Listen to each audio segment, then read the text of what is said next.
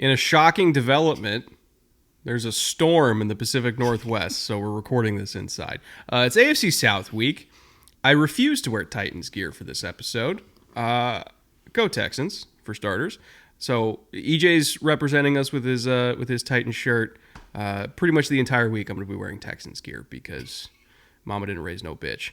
I do have an exception that has to be made for the Colts episode out of respect for my mods, but it's a 50-50. We'll get to that part later. We'll get to that. But it's Titans Day, EJ.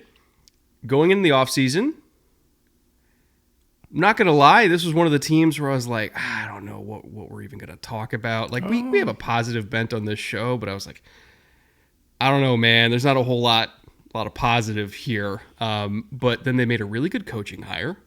Really good assistant hires. They made some moves in free agency in the draft where I was like, hold on. Titans? And it kind of went from, oh my God, this roster is broken. They have no offensive line. Will Levis is getting killed every single play to, wait a minute, they have a lot of weapons. They improved the offensive line. Defense, we'll see, but they basically remade the entire secondary. It's still kind of razor thin. Like, they're not deep, but they might be good. And they're going to be interesting either way, which I think is probably the biggest deal for the Titans. We were talking about this a little bit pre-show in terms of Mike Vrabel is a known. He's a very good football coach. We have complimented his style on this show multiple times. But you were getting what you're getting. There was not going to be like, guess what? We added clowns to the lineup this year. I mean, that's not how Vrabel's going to run it. He's going to run it tight to the vest. It's going to be smart. It's going to be physical. They're going to play very tight games. They're going to pull it out in the end. They're going to have a strong running game. Like, it was, you knew what you were getting. The pieces might change a little bit, but the overall tune that they were playing was the same. And now we have a different tune to look forward to. So regardless of which piece works out to be great and which piece doesn't, it's going to be interesting. And I'm with you. A lot of those moves, especially from the GM, which we'll talk about as we get into this, sort of piqued my interest. And I was like, this is more exciting than going into a Titans season has been in a bit. I think Vrabel is a terrific coach. Yes. I think a lot of teams would be lucky to have him. Mm-hmm. I think as a head coach, there's maximizers and there's elevators, right? And in some ways they're similar and in some ways they're not. I would say when the roster was very talented, he maximized. Yeah. Right? He maximized that roster. They went on a championship run. And in some ways he was kind of at the mercy of like, we got Ryan Tannehill, they got Patrick Mahomes. Whoever. Like there was a little bit of, oh God, okay, we're outgunned here no matter what. Great maximizer of a coach. You bring in Callahan, that kind of feels like, can he elevate Will Levis? And I think those are two very different things. They're similar, but they're different. I hope that makes sense. I think Vrabel's amazing. He should be a head coach somewhere. But I also think Callahan might be what's right for the team right now, considering their investment in youth at quarterback and remaking the offensive line and the Callahan family business of maximizing offensive line talent. For sure. There's something there. So, again, kind of came into this offseason not really thinking about the Titans at all. Yeah. Putting this episode together, thought about them a lot. So we have a lot to go over today. Scheme information, new coaches, how this defense is going to be structured, because that's a fascinating topic in its own right. Tons to go over today. Draft, free agency, the works. Jay, roll the intro.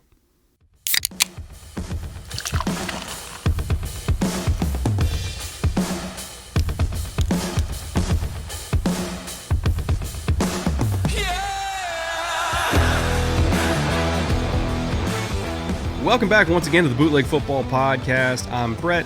That's EJ, talking Titans, like we said earlier. Really, really fascinating team, more fascinating than we expected. I know that sounds like a shot. I'm sure there's some Titans fans that turned this off. We're trying to be complimentary. I know the logo I have on my chest right now. I am trying to compliment you, okay? That is the point of this episode, is to talk about, if everything goes right, what is this team capable of? And they're more interesting than I think they get given credit for. To be honest, if you're a Titans fan, I would bet not a lot of national media is really going to spend a whole lot of time talking about you this offseason, so hopefully we scratch that itch. EJ, top level, how you feeling? I'm excited about it. I think it's interesting. And like you said, more interesting than it has been going into a Titans offseason. There's more uncertainty. That means there will probably be some high highs and some low lows. But I'm interested to the point you talked about in the beginning in terms of this team really is going to go where Will Levis takes them. And how are they going to get him there from multiple perspectives? Callahan being hopefully an enhancer of talent that can really pull out all the good things that we saw. We saw some very good flashes from him. Hopefully his dad, Bill, can protect Will long enough. It's multiple ways of like, how are we going to maximize Will Levis, the talent? And it's going to take, again, it's going to take a village, right? It's not just like, hey, Will Levis is a superstar. We're going to stand him out there and he's going to make everything work. There's going to have to be multiple pieces. They're going to have to figure out how to make them work together, but that's going to be a fascinating dance. And if it happens quickly, as we've seen with some young head coaches, this is a team that could outperform expectations. This is not a Super Bowl threat. This is like you said, nobody's probably talking about the Titans this offseason. Everybody's kind of like, new head coach, young quarterback, we'll see. I'm warmer than that on the Titans now. I think at minimum, they'll just be annoying. Like they're going to be that just annoying AFC South team that's going to fuck up the seeding for everybody else. There's one every year, right? Like even if they don't make the playoffs themselves, I don't think they will. Like they're just going to be annoying. They're going to steal some for sure. They're going to do the same thing they did to Miami last year, but probably do it like a couple extra times where it's like, we lost to the fucking Titans and now we got to go to Kansas City and it's Arctic temperatures and there goes the Super Bowl run. Like they're going to do that to more than just the Dolphins this year. Because I think they're scrappy, they're talented, they stay healthy. Who knows? Before we get into the meat and potatoes of this episode, by the way, we will have a 2023 recap, a brief 2023 recap for your own sanity, because I know a lot of you out there in Tennessee and beyond, I'm sure several dozen of you that root for the Titans outside of Tennessee. Sorry, I had to get my shot in. You can't help it, can you? I can't. I mean, people say the same thing about the Texans. Like, sure. If you look at, like, the national map of, like, where fan bases are, there's just, like, a tiny, tiny little battle red speck in the Houston metro area, and the rest is the Cowboys. So, like, I get it, but also, like, fuck these guys. But anyway, sorry, Titans fans. There's going to be a little bit of that today. You would do the same thing to me. I'm not going to string out the 2023 section, too bad for your own mental health. But before we get into it, I do want to thank our friends over at Underdog Fantasy for making this episode possible in the first place. They have supported this show for a long time. They will continue to support this show in the future. They are our title sponsor, our banner sponsor. They are the people who keep the lights on for us. And if you don't play on Underdog already, and you're really excited for whether it's the upcoming Titan season, or maybe you're not a Titans fan, I'm sure there's more than several dozen of you. Sorry, I couldn't resist. It's going to happen more. It's going to be a theme. We're going to have trouble staying on track today. But if you're not a Titans fan and you're excited about your own team's season, maybe you want to play some season-long pick'ems because those are already available. Maybe you want to do NBA or hockey pick'ems. Actually, by the time this episode comes out, I'm not sure if... Probably neither. If those will still be going. Baseball. How about that? Baseball. Golf. Name a sport. Like, that's it's not on hockey Underdog. or basketball. It's not hockey or basketball. It's on Underdog. And honestly, by the time this comes out, there's going to be a lot of football stuff starting up. And you can, of course, do pick'ems throughout the NFL season as well. Or if you want to play, like, actual fantasy football, best ball summer's going on right now. Pretty much anything sports related. If you're going to be watching sports anyway and you just want to make it a little bit more fun and interesting, check out Underdog. See everything they have to offer. You can play a variety of different games over on there. If you use promo code BOOTLEG, you'll get a special pick in the lobby and up to $250 in bonus cash on deposit. So again, just check them out. If you guys deposit anything, it pretty much directly benefits the show. So if you want to support us and support our sponsors, we would appreciate that. Now, the time has come to make the state of Tennessee very, very sad. Briefly. I mean, you can string it out a little bit, actually. just you'd be okay with if you want to twist some knives along the way, go for it. Right. You do you. But I will leave 2023 up to you, EJ. I will do me, and we will keep this brief, not only because it wasn't the greatest season for Titans fans, Not bad for Texans fans. For Titans fans, not so much. I'm feeling great. Yeah, exactly. And there's been massive changes in the organization. So all of this is somewhat relevant. Obviously, some of the roster remains, but a lot of changes at the top. We'll talk about those. But in 2023, just to set the record straight, overall record for the Titans, 6-11, ranking the division 4th. Home record, 5-4. It was on the road where they really had their struggles, 1-7. And therein is the Titans season pretty much in a nutshell. Last 5 games, 2-3, showed some improvement, but again, chose to make a coaching change, so not all this is super relevant. We're going to give an effectiveness summary as well to talk about some of these numbers and put them in perspective.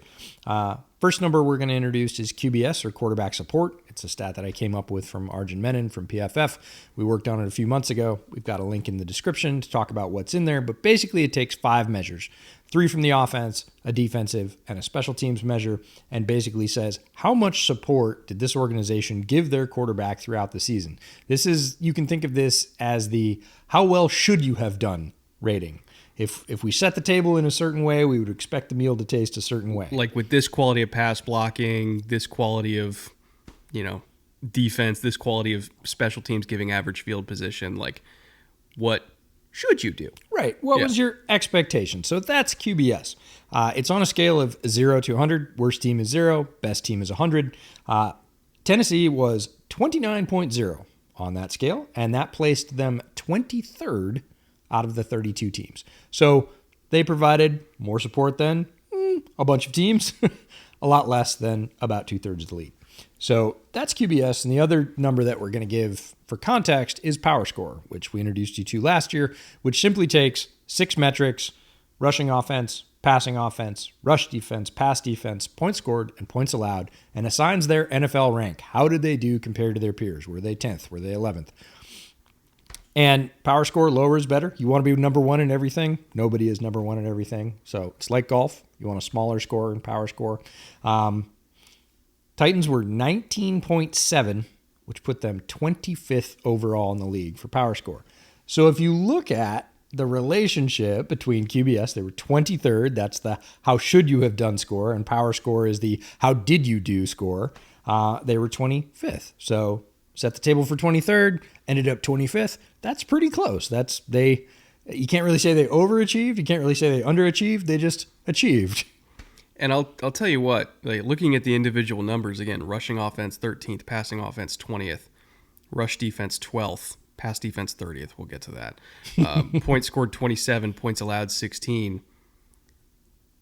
They weren't that far off in several categories. I mean, obviously pass defense was kind of garbage, but like if you're looking at, okay, they ran the ball at an above average rate, and considering the absolute horror show that the offensive line was, they were at least in like the middle third of passing offenses. That ain't bad.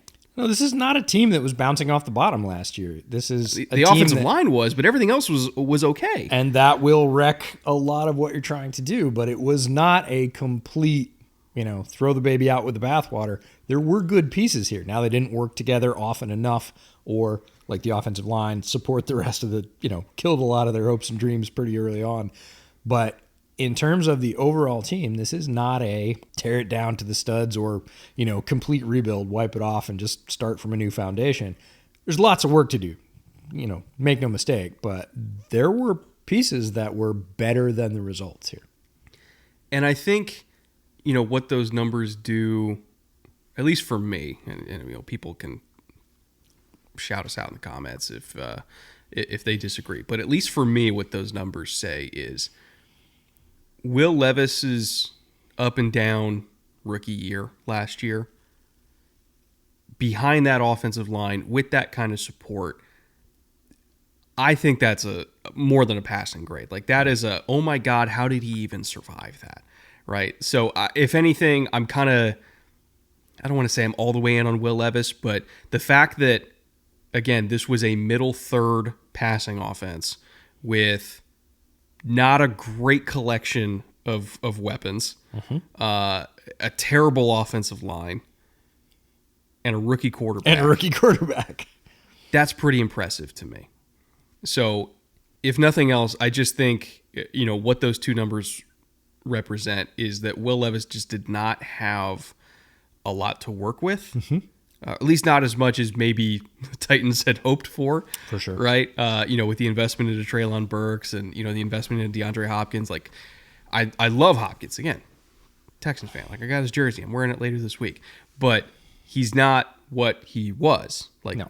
There's a lot less juice there. Which is, it happens to all receivers when they get older. But Yeah. I just don't think that Will Levis had a lot of support there, which again is justified by the QBS thing. And for him to have still played as well as he did, ups and downs included. Sure. But the fact that he had the highs that he had. The fact that there were any highs given that collection. The fact that there were highs at all. Right. Because I think a lot of lesser quarterbacks would have completely crumbled under those circumstances. And we've seen lesser quarterbacks crumble under better circuit. Like, we saw Desmond Ridder look not good at all, like basically from the jump, and never got better with a much better offensive line and a much better collection of younger, more dynamic weapons.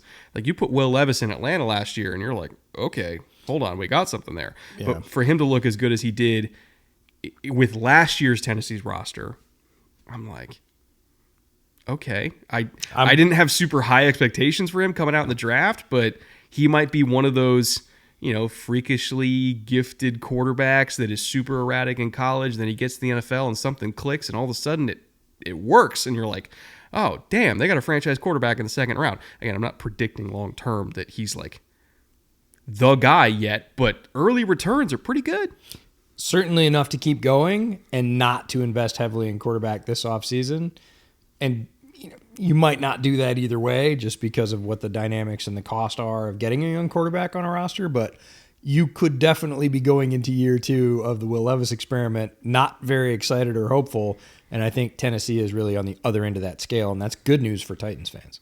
Again, I think it's also a big reason why they brought in Callahan, because it's A, we need to fix the offensive line, and the Callahan family can do that. And B, I think there's a trend in the NFL of let's bring in the young offensive coach to pair with a young, dynamically gifted quarterback and let them grow together. I think it's worked in a lot of places around the league, and I think the Titans are trying to do that. And from that perspective, I get why Vrabel's out and Callahan's in, because they saw what Will Levis was. And like, we got to bring in a guy that can have those highs happen more often. Yeah. And I think Callahan is here for that. Getting into the scheme information, by the way, speaking of Callahan, when you look at what he did in Cincinnati alongside Zach Taylor, they were kind of known for being that classic, Shanahan tree, which is like half the freaking league at this point. So it's more like Shanahan vines everywhere. But they were known for, okay, we're going to be a zone-based running game. We're going to have a bunch of play action. We're going to take, what's the word? Aggressively conservative or conservatively aggressive deep shots off play action, right? And then Joe Burrow came along, and it's like, okay, let's flex to being a very heavy gun team. We're not going to have a whole bunch of 6 and 7 man protections. Like, we're gonna protect with 5 and let Joe throw hot all day because he likes having a bunch of receivers out there, running routes so that he can just read it and pull the trigger quickly, because that's what he does. And they were great at that. And then the zone run game stopped working, so it's like, okay, let's be a gap scheme run game with Joe Mixon, and let's do something that we didn't do before.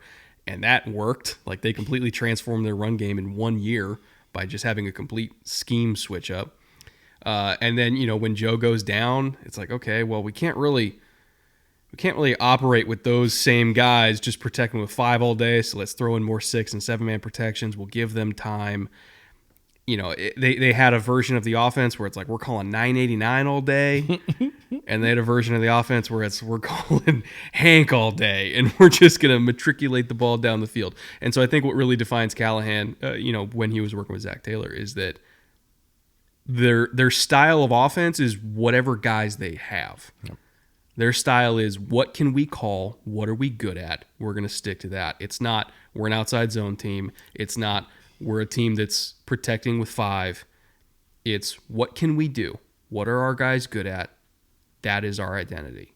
And that is probably the best quality you can have in a coach. Like, this is the opposite of fitting square pegs into round holes. This is, let's identify what shapes of holes we have. Sorry, I know where this is going. Don't even give me that face. Don't even give me that face. You said it. I was like, really? Oh, God. Okay. How do I... You don't. I don't even know if I could finish that one. Nope. Burn that and move on. You fucking broke me right in the middle of it. Oh, I broke you. That's funny. You gave me the side eye, and I was like, don't you fucking do this to me. Normally I can ride through the rough waters, keep the boat straight. That one, nope. You know what I'm saying.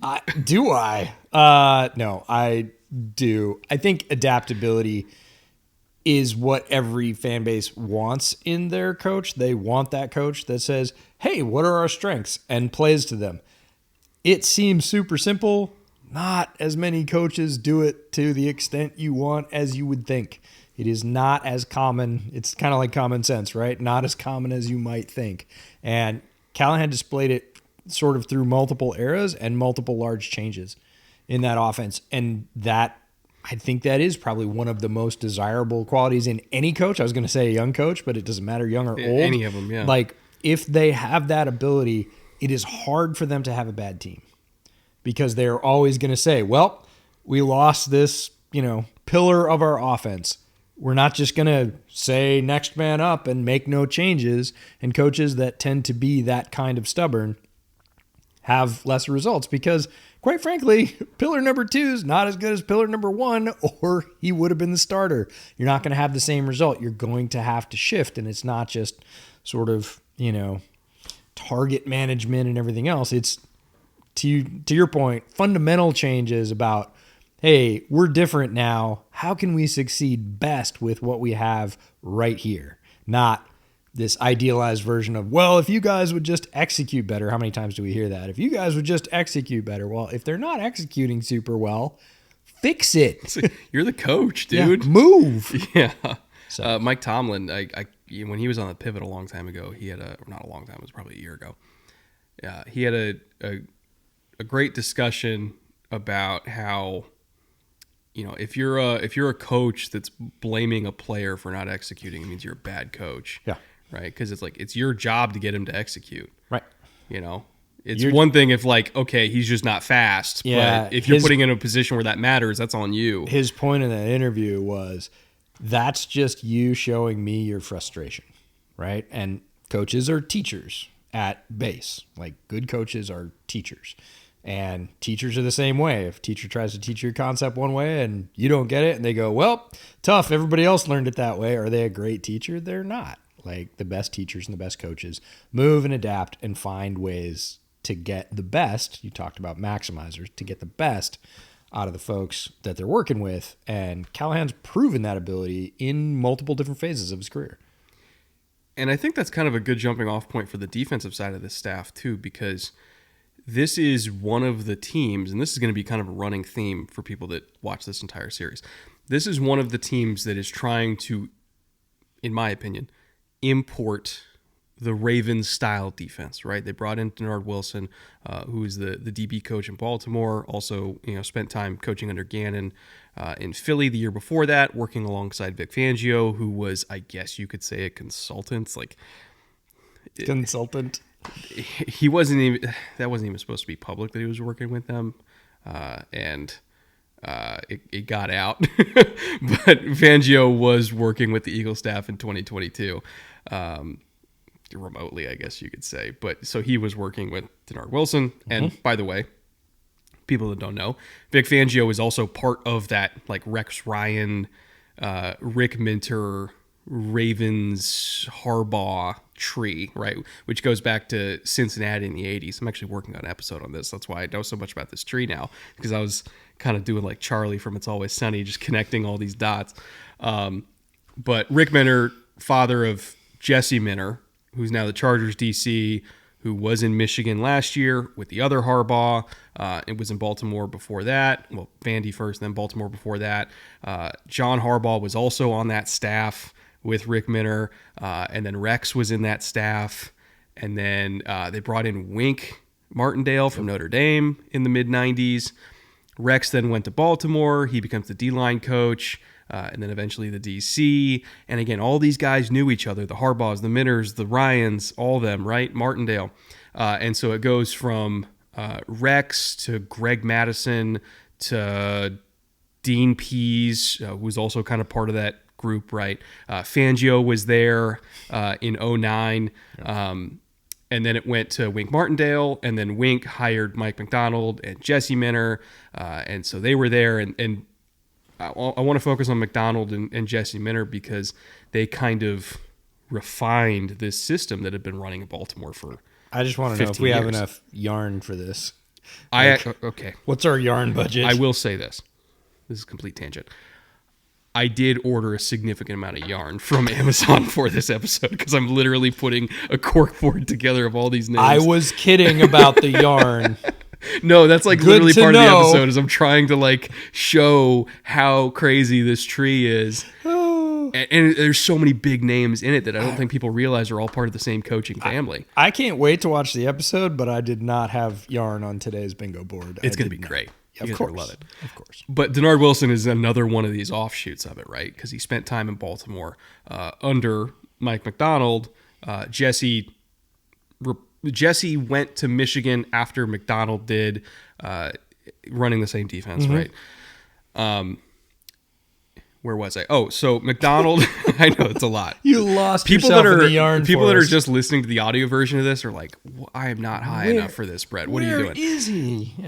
So McDonald and Minner, what they did is they took this system that had been successful in Baltimore since the Rex Ryan days.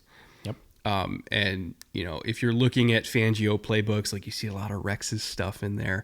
If you're looking at, Wink, or if you're looking at Dean Pease, like it's all the same stuff. But they took that system and streamlined it, condensed it, refined it, whatever word you want to use.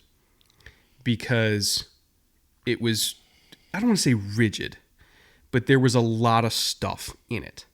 Yeah. And so I've spent the last couple weeks, looking at a lot of old Rex stuff, his Jets installs and playbooks, Fangio tree stuff, or Fangio, like literally the Fangio playbook. It's out there. It's available if you look hard enough. His Chicago playbook, Dean Pease stuff, recent Ravens stuff. Minner and McDonald also did a clinic, which I can actually link down below. But they each did a clinic to benefit the Gaylor family last summer, I think it was, where they went over. How they game plan. They went over, designing blitz packages and everything like that, and kind of gave even more insight in terms of how they teach things. All that to say, for the 5 of you that even know what the hell I'm even talking about at this point, all that to say, for the 5 of you that are still with me, McDonald and Minner, what I think their biggest contribution to this defensive philosophy that's been around for a long time at this point. Their biggest contribution is how they condensed, streamlined, whatever word you want to use. They made this system more modular and more teachable.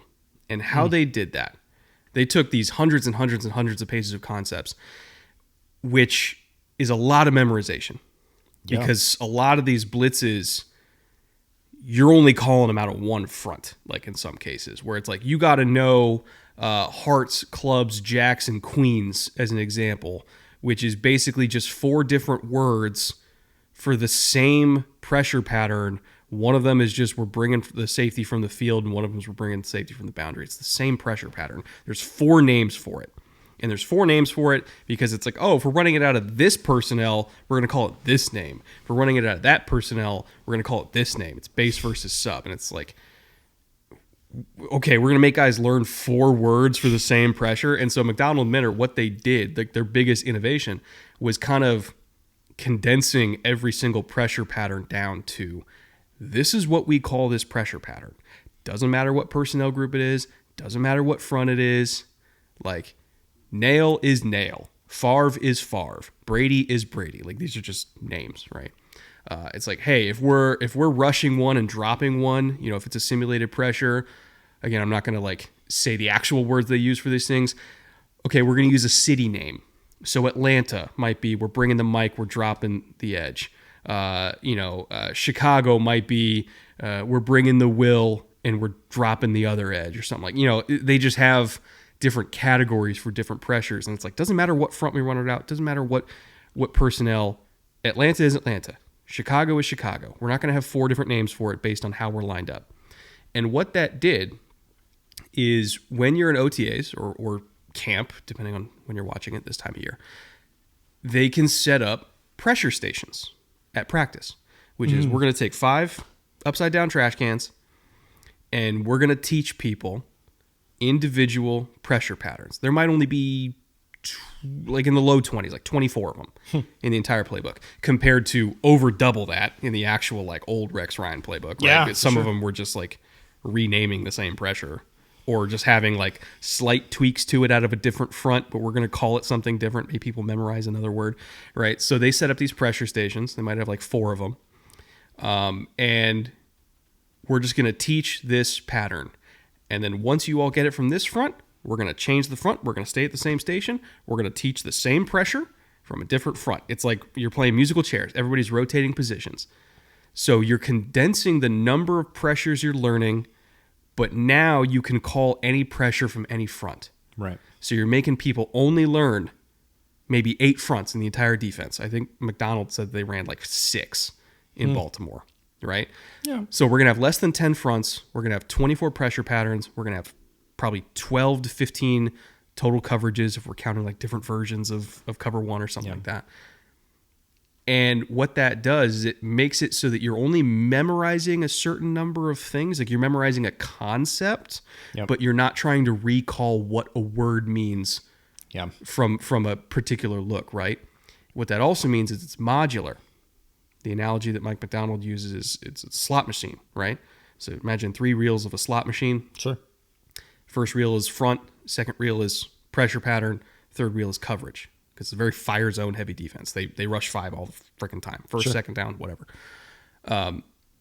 Any of those fronts can work with any of those pressures, which can work with any of those coverages. It's not all just grouped into we run this pressure from this coverage with or from this front with only this coverage behind it. And it has 12 different names. Anything can be run with anything. So you pare down the number of things to learn, but if you're adding all those together, or multiplying all those together, it creates thousands of combinations, which makes them freaking impossible to prepare for because everything looks the same. Sure. They can run any pressure out of any look. So you can't scout them of like, when they're in this front, they're only going to call it. Like, no, they can call anything. That's why this defense is so good, because it's really easy to teach, because you're not teaching that much. You're teaching concepts, not words. And the fact that you can mix and match means that they're almost impossible to scout. And it's a very aggressive defense because they don't have tendencies. Yeah. Their tendency is, and Jesse Minner emphasized this in his game planning clinic, their tendency is, we're going to scout you, and we're going to see how you react to certain fronts. We're going to call that front. We're going to set that trap. We know how you're going to protect against a certain front, and then we're going to punish you for it because we can call anything out of anything, right? It's literally just sitting in the install meeting on Wednesday and being like, hey guys, like normally we run, again, let's say it's Fresno, or let's call it, actually I think Fresno is actually a name. Let me get away from that. Let me say it's Dallas. Sure. It's like, oh, we called Dallas out of odd front last week. Today we're going to call it out of, insert front here. And they're going to go through the install and be like, we're going to call it this way because they're going to react to this when we show this front. We think we can, pick on this left guard here, put him in a blender.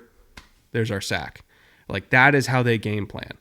Is they look at what you do, and they know that just based on math, they have a call that can punish what you do.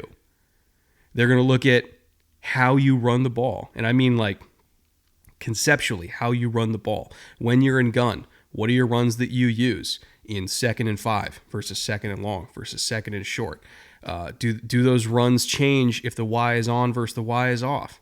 Do those runs change if you're in pistol? Do those runs change if you're under center? They're going to chart and chart and chart, and they're just going to understand, what do you do, and how do we fuck that up? Because of this system, we have the tools to do it. We just need to know which thing to call. We just need to know exactly which 3 things in that slot machine reel we need to hit to get negative plays. And that's why they're so good, because they can call anything. It's terrifying. All that to say, if Denard Wilson is bringing that style of teaching, that style of defense to Tennessee, with all the personnel that they've brought in, as well as the existing personnel they had, Jeffrey Simmons being the one that I'm really thinking of. Like, you think Justin Madubuike had a year last year. Yeah. Good Lord. Wait till you see Jeffrey Simmons. But if they're bringing this style of defense to Tennessee, I, as a Texans fan... I worry for CJ's safety a little bit, because this shit is like diabolical. Yeah, it's built to wreck things, and all defenses are.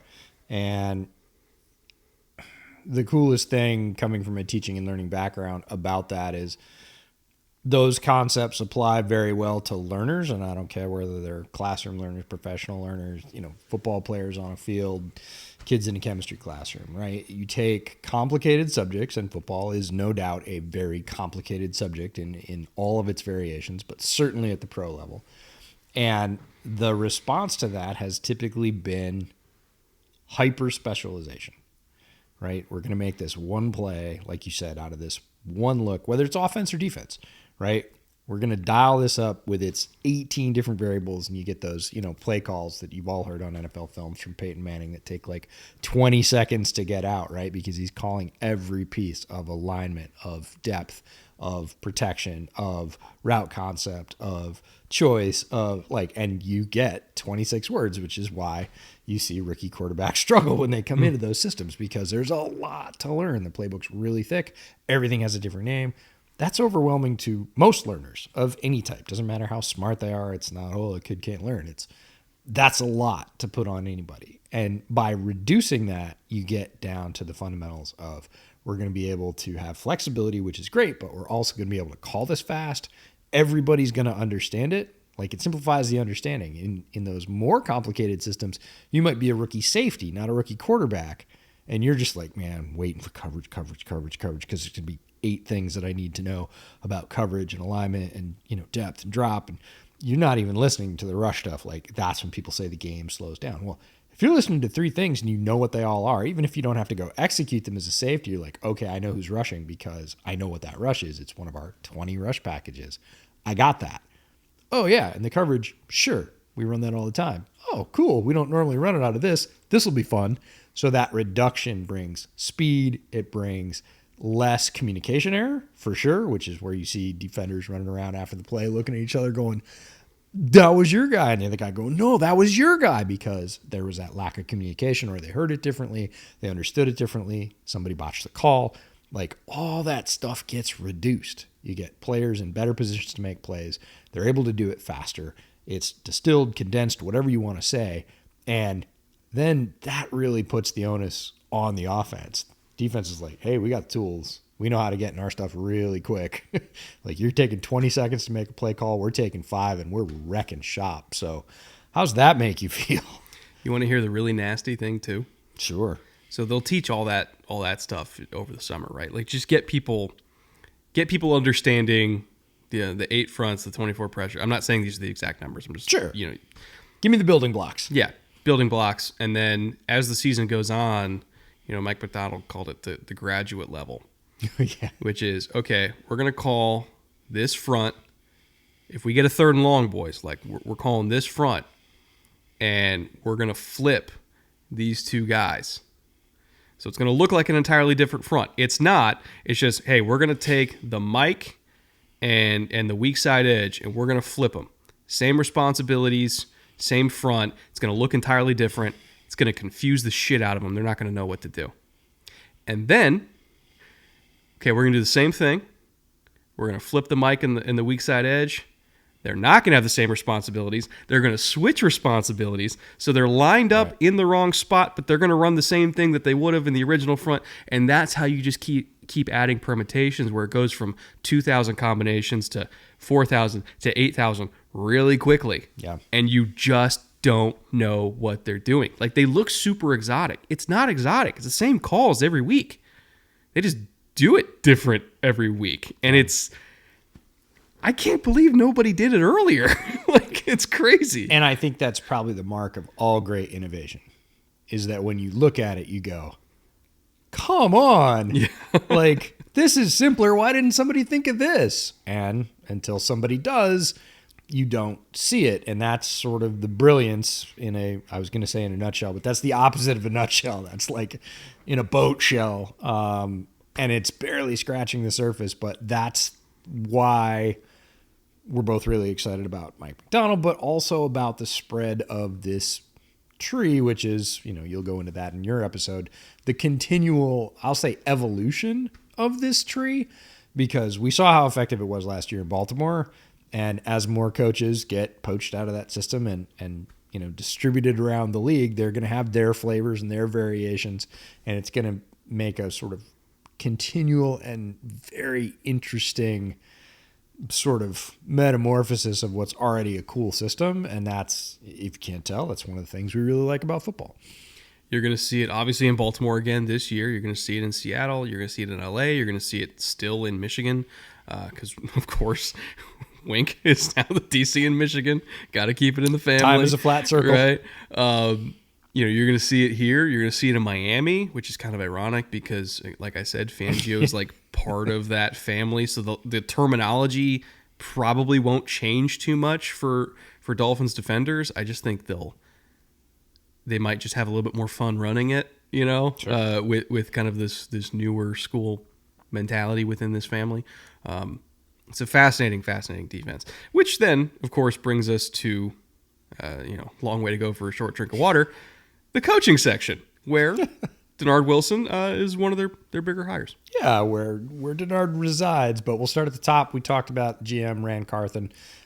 New in the job, again, a different approach. It always takes a little while to figure out how a GM's going to react to different situations, whether it's the draft or free agency or keeping veterans, signing veterans. Like, everybody develops tendencies. We just talked about tendencies with offense and defense.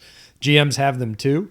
We're starting to build the book on Ran Carthon in terms of, what's his approach going to be. It's aggressive. He's gotten rid of a lot of,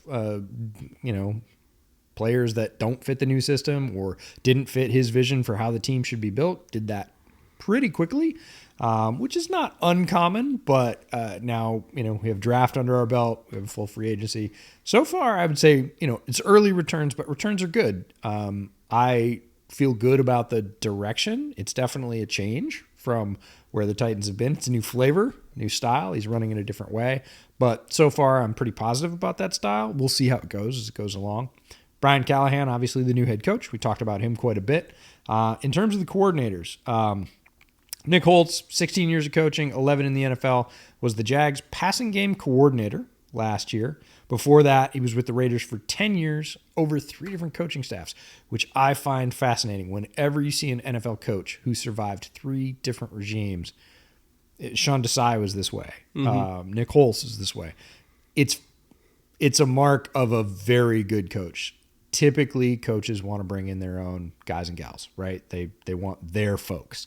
And when they come in and there's an incumbent and they go, no, you stay, all the rest of you can go. I think the mark of a fantastic coach who they think has a lot to offer. The fact that Nick Holtz survived 3 different Raiders regimes was pretty interesting to me. DC Denard Wilson, we talked about him quite a bit, but 12 years of NFL coaching experience was with Mike Mack and the Ravens.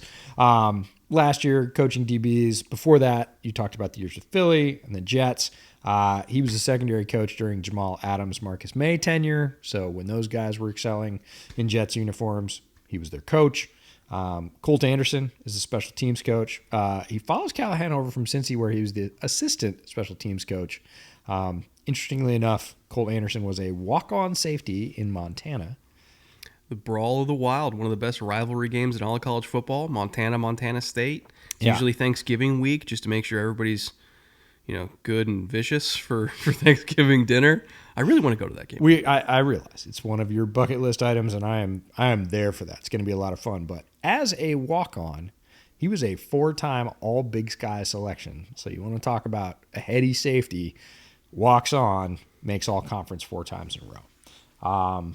Notable coaches underneath that in terms of position coaches, can't really do this episode without talking about Bill Callahan.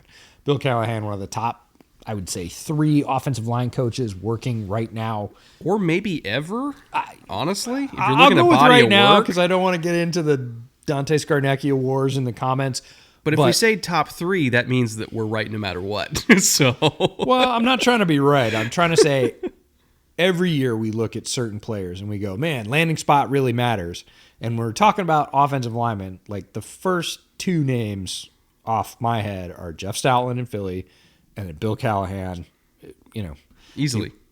And, him coming with his son to coach with his son in Tennessee is one of the biggest coaching moves. I'm not going to call it a coup because it makes a lot of sense, father and son. But especially the Titans, we talked about at the top of the episode, how much their offensive line inability to get things done last year just wrecked their whole shop. We talk about, did a team address the thing that was the biggest problem? Yeah, in the best possible way they could. They are, I don't know, just lucky, I guess, that they hire the younger Callahan and he brings his dad with him. Like, hey, my dad's coming over. Like, your dad's one of the greatest coaches in NFL history in terms of, I mean, he's been a head coach. He's one of the greatest offensive line coaches. Like, this isn't a Band-Aid. This is the biggest possible like remodel fix you could possibly have in 1 year. So I don't think the importance of that move can be overstated, no matter how much we talk about it. It's a big deal for the Titans. And again, best possible fix. Randy Jordan, the running back coach, knows of which he speaks, spent 9 years in the league with the Raiders and the Jaguars as a player, and has been coaching since, this is going to make you feel old, 2003. No, I'm going to make you feel old. I was in... Oh, God. Here it comes. Okay, I was in 5th grade when 9/11 happened. I know it's dark. That's how I remember what grade I was in. 7th grade. That took me way too long to add 5 plus 2. That's okay. Maybe that's why you did 7th grade twice. No, Randy Jordan, very good running back in his own right, and now a very experienced running back coach. Tyke Tolbert is the wide receivers coach. Was most recently the Bears wide receiver coach. He's worked with DJ Moore, Odell Beckham Jr., Demaryius Thomas, Emmanuel Sanders, and Anquan Bolden over his career. Tyke Tolbert. Been around the block, worked with some great targets throughout. Bo Hardegree is the quarterback coach. Now, college football fans will remember Bo Hardegree as a University of Tennessee quarterback. He has been coaching for 16 seasons already, which that one threw me a little bit. It's like, oh yeah, Bo Hardegree, I remember. Oh, boy.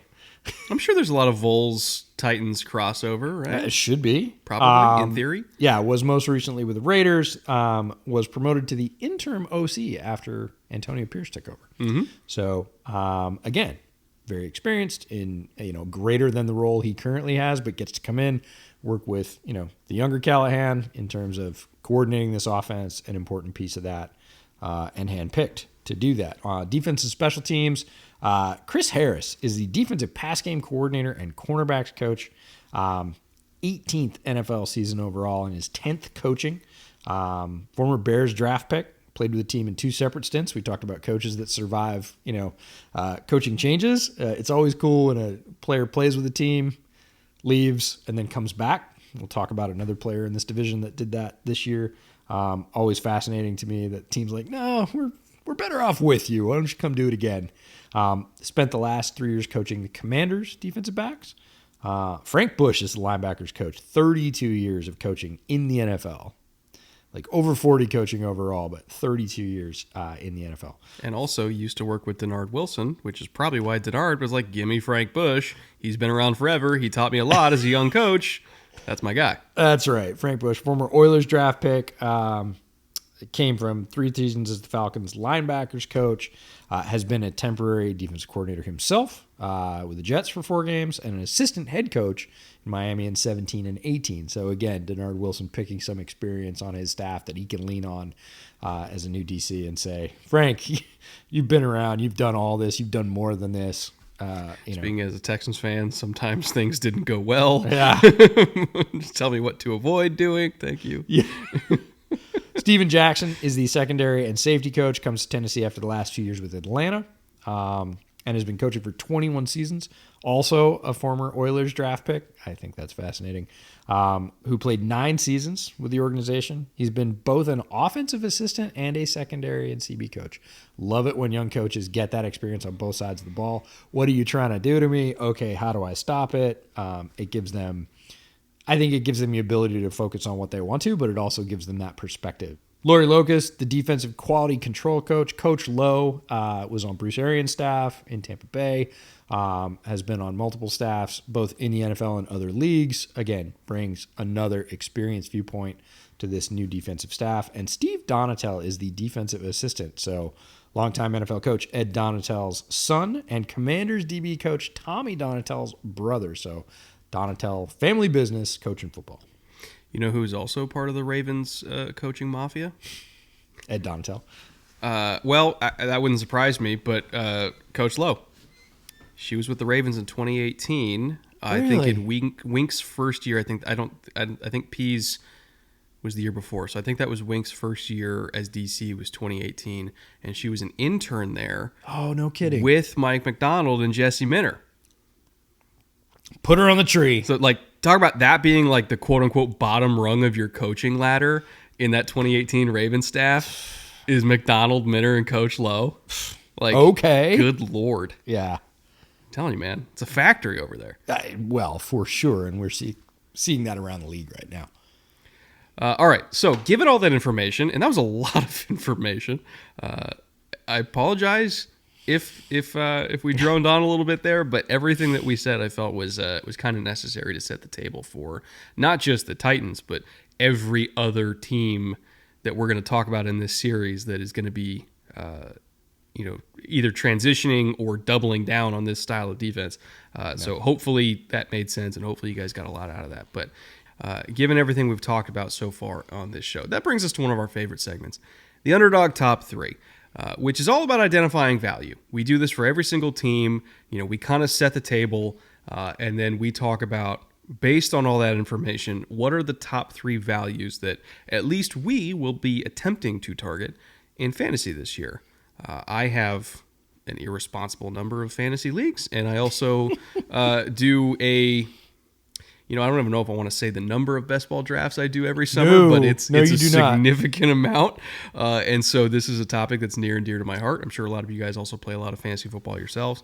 So hopefully you find this next section also useful. But this is where we try to identify values. Who is going lower than they should?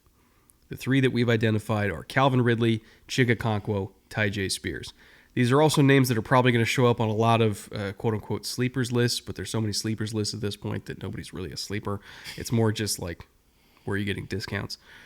Calvin Ridley is going at wide receiver 36 right now on Underdog Fantasy. Keep in mind, last year, he finished as wide receiver 17. So, will he do as well as he did last year in Jacksonville with Trevor Lawrence, throwing the rock? And, he actually had a lot of points taken off the board by just not getting both feet in bounds or DPIs. Like, Trevor had like 4 touchdown passes taken away from DPIs this year. That was a stat that Josh Norris tweeted out where I was like, it felt like more, but that was still number 1 in the league. So, is he going to be wide receiver 17 in Tennessee with year 2 Will Levis, everybody trying to get used to the system? I don't know. Is he going to be wide receiver 36? Probably not. Like, he is the number 1 option there. Again, I love DeAndre Hopkins. That's one of my favorite players of all time. It's not the same nuke. Calvin's the 1. I would say a 1 is probably going to be worth more than wide receiver 36. Next up, we got Chig Okonkwo, TE25. Sorry, no. This is a very, very dynamic yak weapon in an offense that historically, when they get talented tight ends, which the last one that they had was probably CJ Uzomah, a few years ago. Like, when they get talented tight ends, they're not TE25. It's kind of like if you build it, they will come. But for tight ends, like if you have a talented one, they're going to throw him the ball. And Chig Okonkwo is super talented. And then Tyjae Spears is at RB 34. Tony Pollard's at RB 28. I don't know about you, but for me, like, flip those, man. Yeah. Like I don't see Tyjae Spears being the number 2 in that backfield for long. That's why I put him on the list. Is unless Tony Pollard, who is perennially one of our favorite players up until last year, still love him as a player, but in terms of production, was not healthy, didn't look healthy, didn't look like a dynamic option. Tyjae Spears' rookie, quite the opposite, looked very dynamic, looked excellent in backing up Derrick Henry and giving a really nice changeup to that running back room in Tennessee. And if those two paths continue, yeah, the lines are not going to line up that way. They're going to cross, and Tyjae Spears is going to get the bulk of the carries. I also think that with the new kickoff return structure, and this is going to be kind of a running theme on this entire series, because we got to bring it up, like the new kickoff structure is a major, major, major change to the entire sport. Yeah. Tyjae Spears is built for that as far as his skill set, because the new kickoff return structure is basically a run play. Like in terms of how the blocks are going to be set up, in terms of how things are going to be executed, like the timing of it all. Yep. It's a run play. And Tyjae Spears is the most dynamic back they have in that backfield. I would bet anything they give him reps at kick returner this year, because he's probably their best one. It's fascinating. Yes, it's going to be a recurring theme. Already has been throughout our draft coverage. We've talked about it multiple times. If you listen to this podcast, you've heard us talk about it. It's going to be fascinating to see how teams approach it. And by that, I don't mean the plays they're going to run, but like the emphasis they put on it. There will be teams that are more conservative with it and are not trying to hit home runs off kickoff coverage and are much more conservative about injury risk, not exposing guys to extra hits. And then there are other teams that are going to like slap the throttle of the firewall and be like, no, we're going to throw exotic looks at it. We're going to throw our best players at it. It's going to feel much more like, I'll call it like a college football approach, where you see like Alabama starters on kickoff coverage. Tyrann Mathieu, your punt returner. Right. Yeah. And they're just like, no, we're throwing everything at it and we're going to be super aggressive about it. So it's going to be fascinating to see that sort of filter around the league, see all those different approaches, see all the different players who are going to get, chances to do that or not. Because there's a lot of skill sets, I think, that fit it really well, but there might not be organizational tolerance for the risk that requires, especially if you get a guy like Tyjae Spears who, de facto elevates to your RB1 mid-season. You're not exposing that guy to extra hits as a kickoff returner.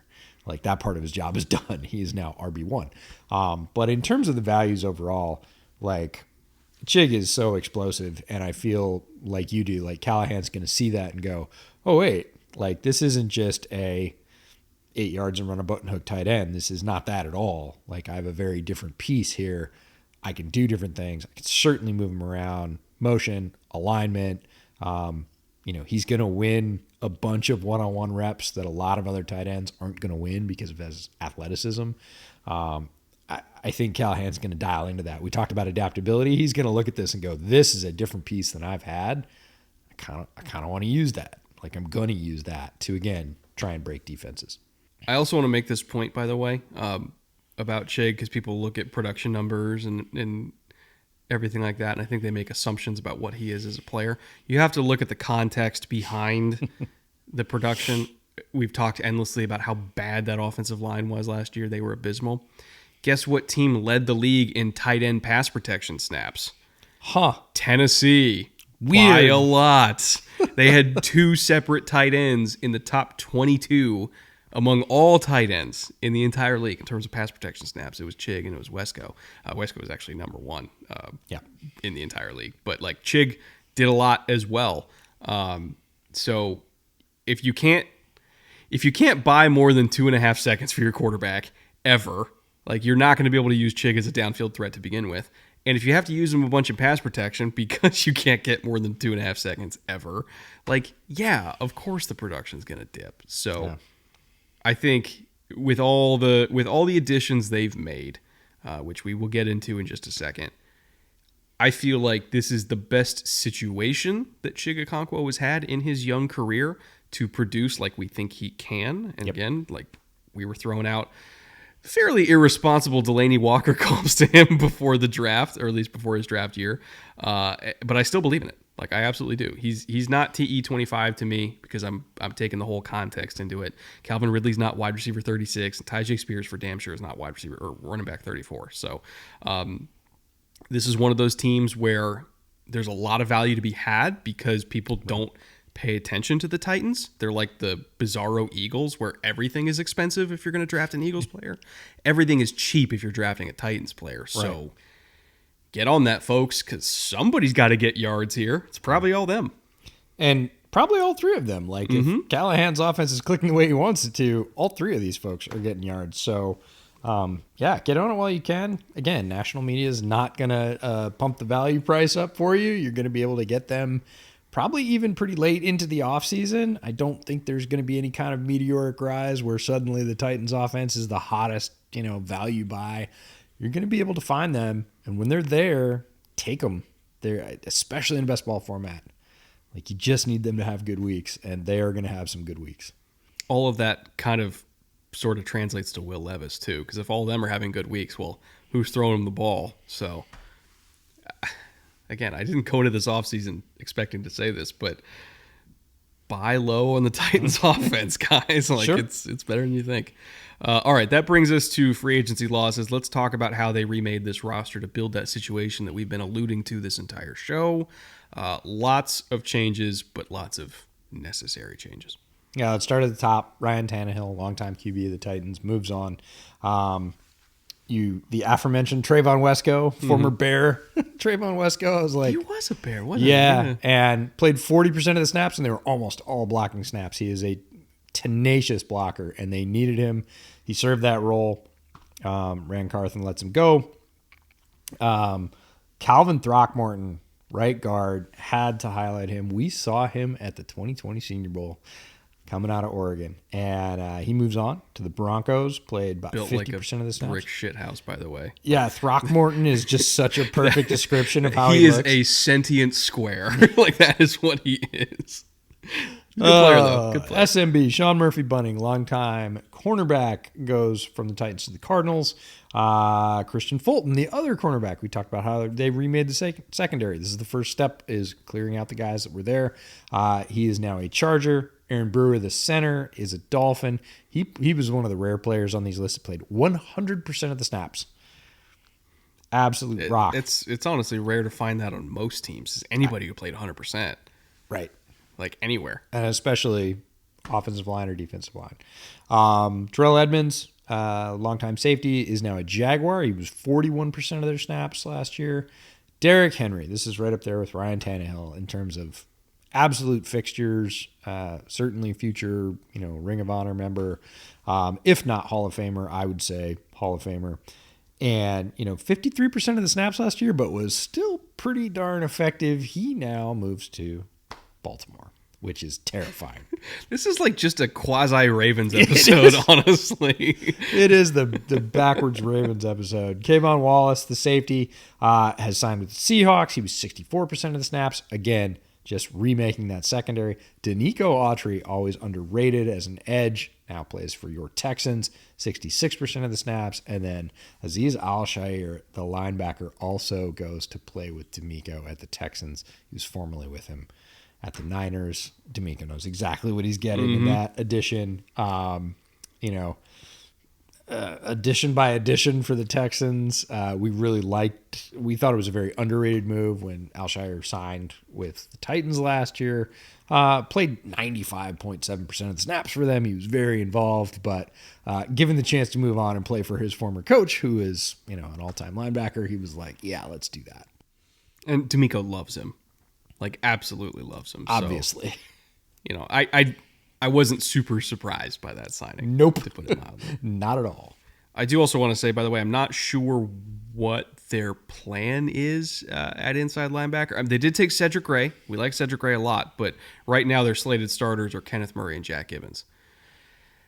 That's not the same. So Cedric Gray better work out, or that's like the one hole in the team where I'm like, ooh, guys, okay, we got to fix that. But I think that's a tougher loss to stomach than maybe people realize. Al-Shaair is a really good player. In terms of who they did bring back, Nick Westbrook-Akine, God, how long has he been there now? 6 years, maybe?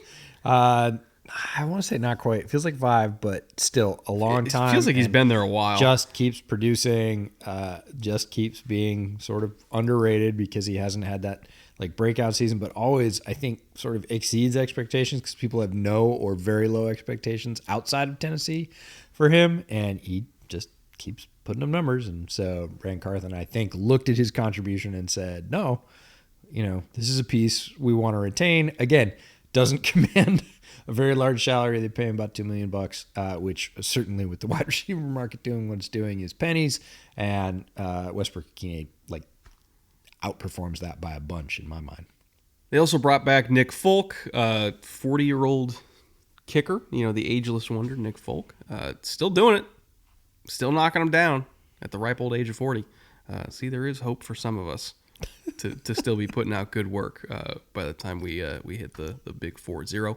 Marlon Davidson they brought back, and Jack Gibbons, who I just mentioned. They brought back Jack Gibbons, who honestly I think is a better player than Kenneth Murray, if I'm being completely truthful about it at this point, but he does have a limited role, more of like a downhill plugger type against the run.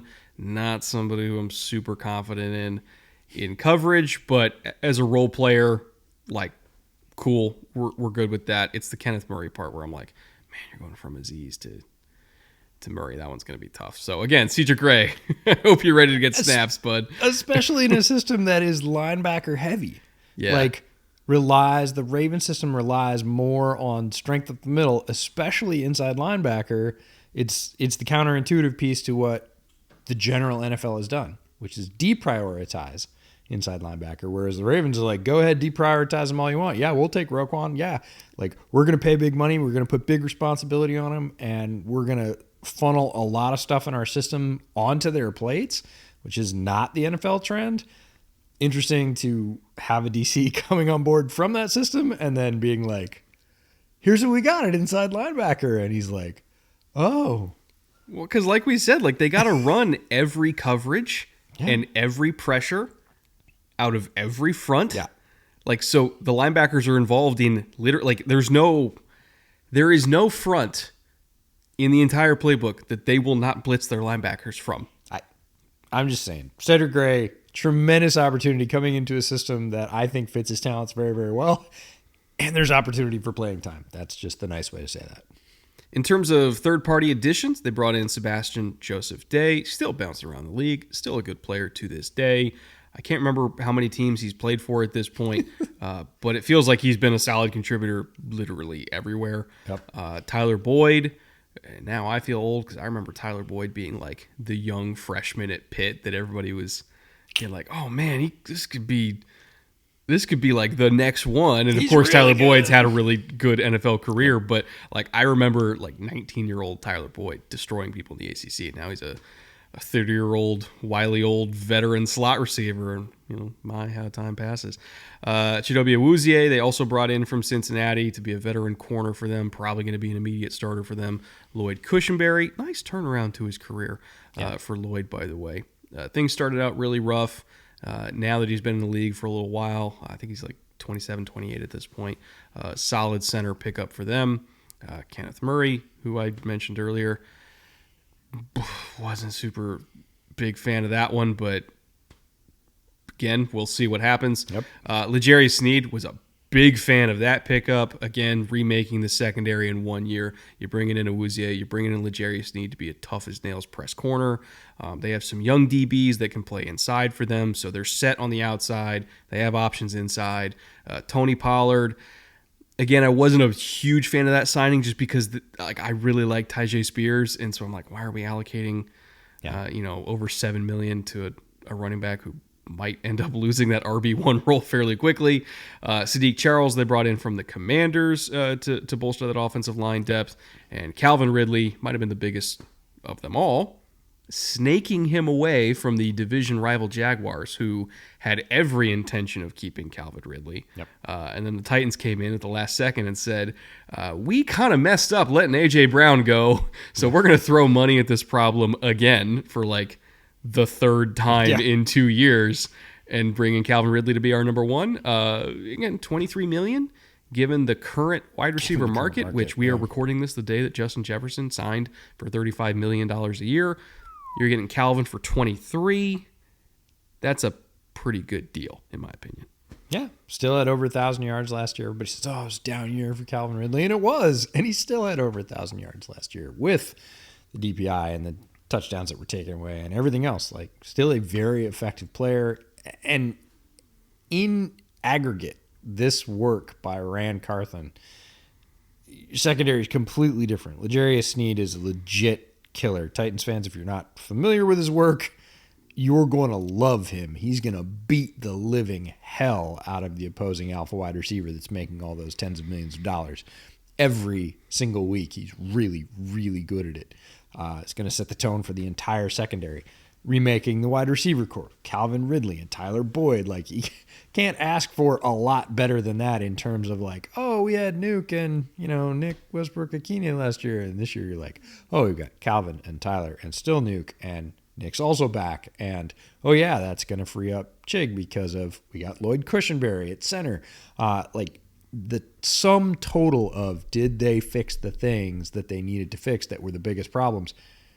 They made so many large strides just in free agency. We haven't even talked about the draft yet. We haven't talked about undrafted free agents. Like, just in free agency and trades, this team in terms of star power has been completely remade.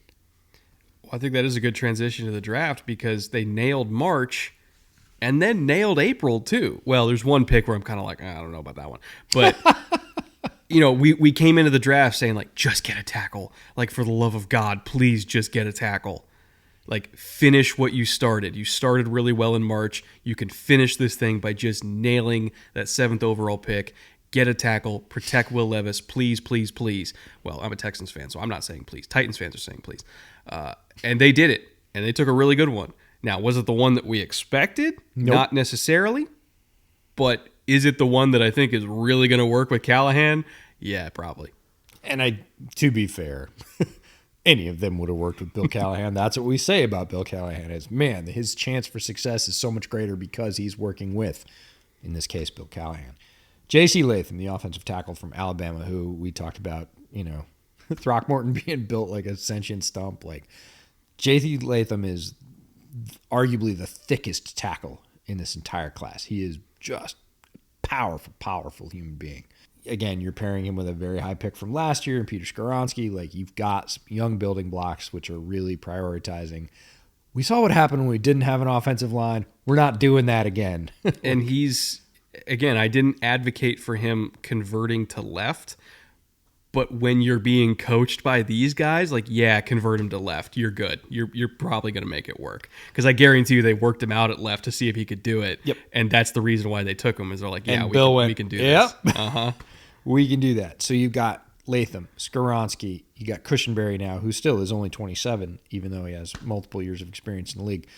You've got building blocks that, if they stay healthy and gel, can be that wall in front of a young passer that we've seen great success with around the league. Detroit did this 2-3 years ago. They invested heavily in young, big, talented pieces, put together an offensive line that's going to stay together for a few years, and said, all right, this is the rock upon which we're going to build the rest of our team, because we saw what happened when we didn't have that foundation. So Latham is kind of a stake in the ground kind of move to start the draft off for them. And then they went right back and said, we're going to stay with the lines. We're going to get Tavondre Sweat, the defensive tackle out of Texas, 38th pick in the second round. Off the field distractions be damned. They were like, he's a really good player. I'm sure they talked through him with that. Not advocating the behavior, not a great choice. Definitely happens. They felt comfortable. We'll see. Regardless, they get two pieces with the first two picks. Very young, very talented, very big players for the offensive defensive line. Huge. Just adding absolute mass to those lines.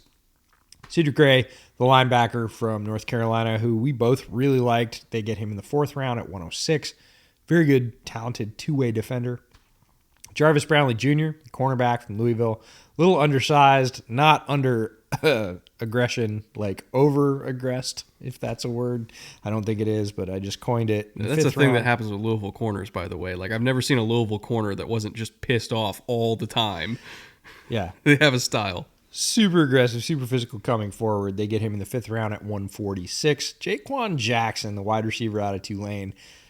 Undersized, speedster, got to him late in the process. Really impressed with him. He is, I don't want to say he's a one-trick pony. He's like a 1.5 trick pony, but the trick is really good. I don't think it's too much to say Darnell Mooney too, and people forget Darnell Mooney came in and definitely overachieved, exceeded expectations for his draft pick, again, from the same school. Jaquan Jackson's got some of that in his game. James Williams, the safety from Miami. A lot of people thought earlier in the draft season or earlier in the college season that he would be selected much higher. They get him way down in the 7th round at 242, almost the very end of the draft. And then the last one to me is a steal. Jalen Harrell, the edge out of Michigan, at 252, 10 picks later. I thought he was really talented, and I saw some flashes on his tape that I thought if you're going to get a developmental player, again, this is not a starter. This is someone with a lot of athletic talent who's already shown flashes rushing the passer. You're getting him in the 7th round. That's pennies on the dollar. It's a very good dart throw to take, or I felt like it was. It was a solid class, very solid class. A few minor complaints for me, but like I'm talking minor, like grumble, not like, oh my God, how could you do this, right? Yeah. Like, were they a little early on Sweat for me? Yes. But not like egregiously so. And if they believe in him, cool. Cedric Gray, considering where their linebacker spot was in going into the draft, that was a must pick. And they got him. Like, they kind of lucked out, in my opinion. Like, they got really lucky that he was there because very few linebackers in this class, I think, can cover like him. And they needed a linebacker that could cover because I don't think Kenneth Murray's going to do that super well for them. I don't think either of their current starters linebacker are going to do that super well for them. And this is a system that demands that kind of versatility from linebackers. Like, you got to be able to do it all. You got to blitz. You got to cover. Like, that's the job, right? And I think Cedric Gray can do that. I wouldn't be surprised if he gets a bunch of snaps as a rookie. Also probably going to be a special teams demon as well. Jackson, fun little spark plug, complementary piece to what they already have in that remade veteran receiving core. Just a solid class. Really, really liked it. In terms of their UDFA pickups, Dylan Johnson is one that super intrigues me, or is super intriguing to me, if I could use proper grammar just one time. Tough as nails running back. Very physical. I don't know how he was functioning in the national championship game with like 1 foot. Like, that man was running on every ligament in his like ankle being torn. I don't get how he was even walking, let alone carrying linebackers on his back down the field. Just tough.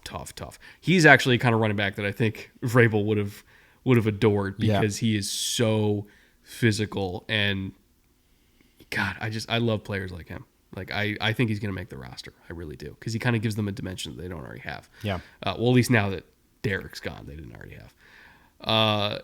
Xavier Gadlin, I believe, is the pronunciation on it. I was double and triple checking on that. I think it's Xavier. Again, comments can correct me if I'm wrong. He's a very talented guard at a Liberty. Again, bringing him in to compete for that swing guard spot. Might end up on the practice squad. Khalid Duke, the edge out of Kansas State, that a lot of people were really high on. A lot of people thought he could have gone on day 3. He ended up as a PFA for them. Jabari Small, emphasis on the word small. The other back from Tennessee. He is not big, but he's quick. He's fluid. He's fun. I don't know if there's a role for him in this particular backfield because they already have Tyjae Spears and, to a degree, Tony Pollard. But I think he's going to be on the practice squad. And I wouldn't be surprised if he does make the roster, it'll be in some kind of return role for them. But he's a fun player. Yeah, again, it's free talent. It's always interesting to see how newer GM who's getting to make those calls and prioritize where those dollars get spent in UDFA and really who they want to chase, what they go after. Getting Dylan Johnson by himself is, I'm not going to go to the level of Koo, but he is a much better player than people gave him credit for. Yes, the national, the Natty game performance was all-time tough, but that was like literally 40% of what he could do because he was missing one leg. When that guy's healthy, extremely talented player, and I wonder how much of that, how much worry there was about healing timelines and whether it was going to heal completely and all that, because a healthy Dylan Johnson is easily worth a draft pick, even in a depressed running back market, because very consistent, very productive, very smart, super well liked. Like, this is a very, very good football player. If his leg heals correctly, that's a tremendous value in UDFA. All right. At long last, we are here. The summary section of this episode, which is 2 parts. We kind of slimmed down the report card to just be, did this team get better or not, or through all of their additions and subtractions, are they roughly the same? So it's thumbs up, thumbs down, or thumbs even, and then we get into record predictions. I kind of have to go thumbs up here. Again, there was a lot of quote-unquote losses and reshuffling, but I thought they balanced those out very well with gains in free agency, and I think they had a good draft class. I think losing Mike Vrabel is not normally something that you would consider to be a good thing for a franchise, but I thought the Callahan hire and also just all the hires of all their assistants were so good that, like, that's probably balancing it out. So on the whole, I think this team is better than they were a year ago. I can't do anything other than thumbs up. I'm thumbs up as well. They've still got a lot of work to do, but they've improved the offensive line. We talked about that. They've improved the wide receiver core, both markedly, not just like a little in either category. Both of those are going to help Levis take the next step, which is the most important piece for this franchise overall. We got a young passer. Now it's a race to surround him with weapons before he runs out of his rookie contract. I think Rand Carthen put the pedal down and did that pretty quickly. Maybe even a little bit more than I thought he was going to be able to, or Titans fans in general thought he was going to be able to in one offseason. If you said, hey, who are 2 of the most valuable free agents out there? Oh, well, Calvin Ridley's near the top of the list, and L'Jarius Sneed's. If you needed, defensive rebuild in the secondary, like, there's nobody better than that. He does both of those in 1 year, plus a solid draft, plus other free agents we've talked about. So the work that worries me is the defensive transition. Really like all the secondary influx and the changes, quite frankly. But we talked about the linebacker level, talked about learning a new system for the defensive linemen. They have some talent there. That's going to have to come together. It feels like it's going to be a little bit of a shootout. It's easily thumbs up for me in terms of, I think the team's ready to take another step. How far that step is what we'll get into in ceiling and floor. So again, this is ceiling and floor in win total. Like, what is their maximum number of wins we think they can get if everything goes right, right? Like, offensive line gels quickly, everybody who's a new addition kind of hits the ground running. Everybody gets on the same page within this system as quickly as possible. No injuries, because again, it's a thin roster. It's a talented roster, but a thin roster. Top heavy, I guess, is probably a better word for it. Hopefully linebacker isn't as big of an issue as it potentially could be. Let's say if the defense gels and grasps this new system quickly as well, what is the absolute top maximum good result for this team? For me, it's 9 wins, which I think Titans fans would be okay with that. Like, that is, hey, we're in contention for a 7 seed. We're a year they're going to early. be wrecking stuff for other people. At minimum, they're wrecking stuff for all the other teams in the AFC. We're a year early on the rebuild. We look to 2025. That's where we can take the next step and maybe really make an actual push here. That is the maximum or the best possible result. Here's 9 wins. Then there's the floor. This is going to be one of the teams with the widest gaps between ceiling and floor. I think it's very possible they win 4 games. And that's if they take injuries, which how many teams stay fully healthy every year, right? I don't think they have the depth to sustain through that. They have a young quarterback. They have a brand new head coach. They have a brand new DC. It's very possible that in a loaded AFC, and a loaded AFC South in particular, that they just get the shit beat out of them for the first 2 months of the year, and they get into a hole that they can't climb out of, especially if they take on injuries. So it's very possible that they wind up with another top 10, if not top 6, 7 pick, because they're just not quite there yet. Again, I think it would be more of a 2021 Lions where it's like, we saw the talent, we saw the flashes, they just couldn't get out of their own way, and then within a couple years they're making it to a conference championship because like you see the foundation, they're doing it the right way, but you got to deal with some pain. I don't think that it's like, they're 4 wins because they're bad. It's they're 4 wins because they're not good yet, which are two very different things. Like that is the floor for this team, and it's a pretty wide disparity between both of those two options, but I couldn't just be like, they're like a mid 6-win team. Like I don't think it's going to be that. I think it's either like one of the extremes, either really good or really bad. Yeah, I think they'll hit the ceiling or the floor. I don't think they're going to spend a lot of time in the middle. Ceiling for me is a little bit lower. I want to say 9 badly, but I'm going to say 8 because you talked about it. I don't necessarily mean young. They are young age-wise, but they are young in this system on both sides of the ball. It's a lot of change. That leads to the potential of one piece failing when the other piece is succeeding and coming up just short multiple times because one week it's the defense and the next week it's the passing game can't get going, and then the next week they give up a bunch of sacks and maybe Will Levis gets knocked out for a quarter, and the next week it's the running game can't get going, and it's just all these little things. The rest of it, the best teams are deep enough and solid enough in their system that they can overcome those things and still pry off wins in a very competitive league. And I feel like the Titans are just that step short, so I don't think they're going to make it to 9 even with all cylinders firing. I think they're going to be improved no matter what. I think they're going to be more fun to watch. I think they're going to be a bigger threat. But at the end, my ceiling's 8. And my floor is 4 as well. I was going to go 5, but again, injuries, and if they get rolled early, it might be one of those teams that it's like, yep, we see that. See you in 2025. Levis is trying really hard, and he's got his flashes, and they're going to steal some games.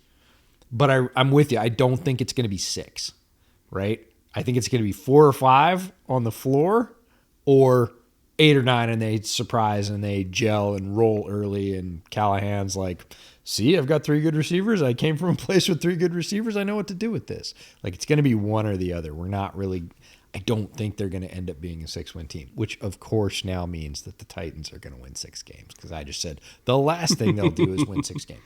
But I believe it's going to be high variance. I believe it's going to be interesting. I believe it's going to be fun to watch. I like your Lions comparison of you're going to look back at this year and go, yeah, the pieces were there. They just didn't quite have enough horsepower. The linebackers let them down one week. Something else the next week. Justin Tucker nails a record field goal. Yeah. Like, it's just shit happens. Right. And then you're going to look down at the end of the year and go, it felt like they had, more wins than that on the table. But on paper, it's going to be 4, 5, right? Or, again, they're going to be with that young, hot team that, had a decently strong finish, and all the moves are going to work. Like, the offensive line is going to come together under Callahan. Jannard Wilson's going to pull some miracles with the defense, and, they're going to be threatening for that playoff spot as a 9-win team, and people are going to look back and go, yeah, they're a year ahead. It's early. We're going to find out quick because they start at Chicago with the Bears team that has all the hype in the world. Then they host the Jets. They host the Packers. They're at Miami in September, which is a different equation than just being at Miami in November. That's a rough start. Then they host the Colts, who also have a lot of hype behind them. Then they're at Buffalo and at Detroit. So, first 7 games. Thinking 2 wins if they're lucky sprinkled in there. I think 2 is reasonable if they play at their maximum potential. If they play well, hurt, right? Yeah. If they're lucky, they get 3. They go 3-4 in that stretch. Yeah, that's best case scenario. I would say that's a good start. If they go 3-4 in that stretch, all of a sudden we're like, hey man, this could be a sneaky, fun, hot 7 seed. Yeah, half of the season they could continue on that momentum, but it's very possible they come out of that first stretch that you just outlined. 1 win, 2 maybe. Yeah. Not that they'll get rolled, but that's talking a about tough stretch of games. Talking about some very good teams, and again, some very unfavorable situations to go on to go on the road to Miami. If you have to do that before the end of October, it's a cauldron. It's awful. Yeah, it's 110 degrees on the field. It's terrible, and humid. You know? And. Anyway, that was the Titans episode. That might have been the longest one we've done in this series, which if you had told me before we started this series that the Titans episode would be the longest, I would have called you a liar. But here we are. Give you a good defensive rabbit hole and let you go down it. And we're going to go down that rabbit hole a lot more in this series because you're going to see this style of defense all over the place. So we'll talk about it more as this series goes on. But if you're a Titans fan, hope you enjoyed this. If you're not a Titans fan, I guess also hope you enjoyed this. I want to thank Homage, our clothing partner. I'm actually wearing an Homage hoodie right now. It's a Texans hoodie. They have an official NFL license, so they do Texans merch and Titans merch like EJ is wearing right now. So if you want to support your favorite team, whoever that may be, if you get anything at our link in the description below, we get a cut of it, including if you get bootleg merch as well, because they do bootleg. Wow, I'm struggling. Yeah, they do bootleg merch. So whether it's your favorite team or ours or shows, movies, everything they've got there, anything you get at our link, we get a cut of it. So appreciate that direct support. Also, thank you for the support from all of our wonderful patrons who have been with us from the very beginning, like the true ride or dies, especially the patrons in our executive producer tier. I mean, God, it's been years at this point that they've supported us directly. And you know, again, all of this was built on the foundation of our patrons. So could not thank you guys enough as well. Hope you in particular are enjoying this series. Ooh, Brett, let's not spill coffee on the carpet. All right, that's all I got, EJ. Why don't we get out of here and finally go to bed because it's like 10 o'clock. Seems like a very reasonable idea. We will see you tomorrow, continuing the AFC South.